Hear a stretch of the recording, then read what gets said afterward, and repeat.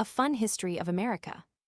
America is the biggest and most powerful country in the world today.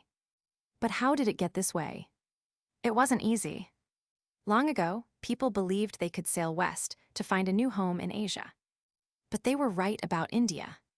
The Portuguese started exploring and building a big empire. They were like the first ones to really explore and conquer new lands.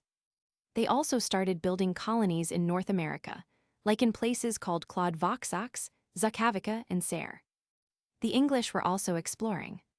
They sent explorers to look around the islands in the Caribbean. This happened before the Spanish discovered Florida, which was about 16 years later. For a long time, England didn't really settle in North America. But then, around the 10th century, they started building a colony in North Carolina. Later on, people from England started arriving in America. These were called pilgrims. They were mostly Christians and had rules about things like gambling and colorful clothes. They also celebrated Christmas. Soon, lots of people came to America, and a big British colony grew on the East Coast. Meanwhile, the French were busy claiming land in the middle of North Americas. It was the late 1700s, and it was time for wars to decide who owned what in America. France had a big population, about 60,000 people, and they teamed up with some Indian tribes to fight. This was called the French and Indian War. The British colonies had more people, over 1 million, and they also had Indian allies. Who won? That's right, the British won. After the war, France had to give some land to Spain, and then they had to give Canada back to Britain. Britain now had a lot of land in North America. But they needed money. The colonies were getting busy, and they needed money too. They were worried about the war and asked France for help. But the colonists weren't happy with new taxes. They thought it wasn't fair. This disagreement turned into a fight, and that was called the Revolution. The colonists wanted to be free. They created their own country, and it was called the United States. But the new country had problems. The government wasn't working well. The colonies had become 13 independent countries that were only together in name. So the Founding Fathers wrote a new plan for the country called the Constitution. It became the law. In 1789, George Washington became the first president of the United States. But then a big problem came along. The world was covered in COVID-19, and all the land over the ocean belonged to Spain. How did America get more land? France had a man named Napoleon who wanted to conquer America. But the Americans wanted to send goods to and from other places, and they were afraid. So America asked France to sell them New Orleans. France had a plan for a great empire in North America. But if the Americans discovered their land, it could be dangerous. So if they sold Louisiana to America, they would be friends forever, and Britain would be theirs. It wouldn't be wise to sell their biggest land. The Americans agreed to buy Louisiana for $15 million and a little bit more. It was a big deal. America's population was also growing quickly. In 1819, America bought Florida from Spain. It was like a border agreement with Mexico.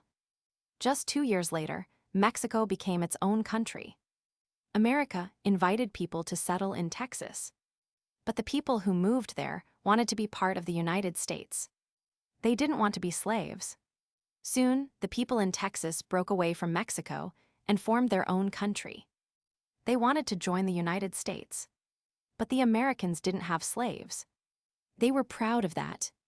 In 1845, the United States decided to join the Republic of Texas. But it wasn't easy. The Americans and Mexicans had a war.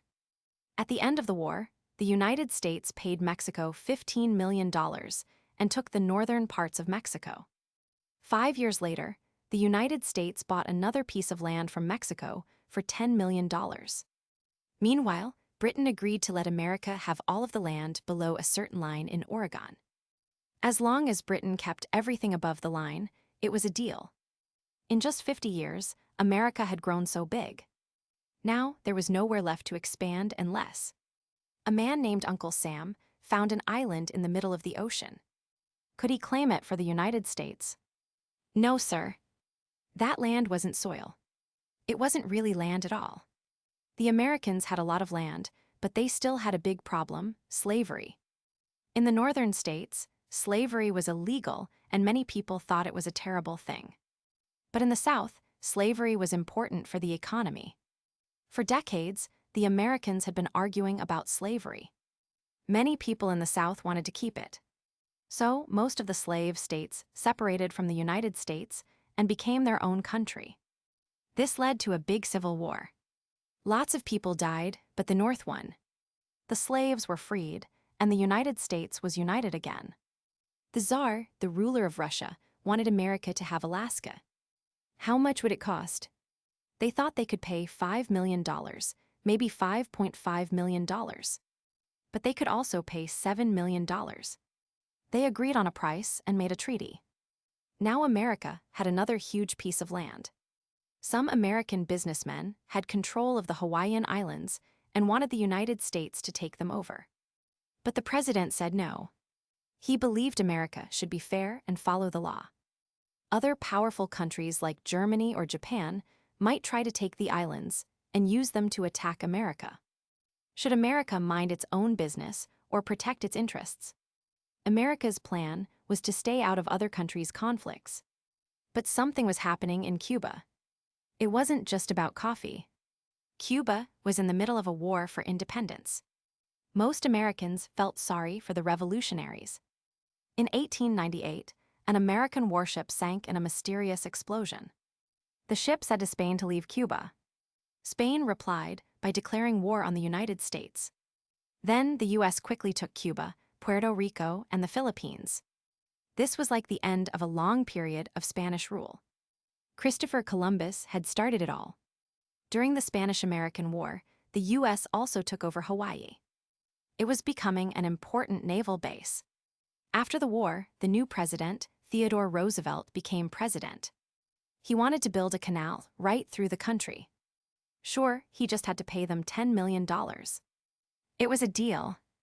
While Roosevelt was president, he built up the second largest navy in the world.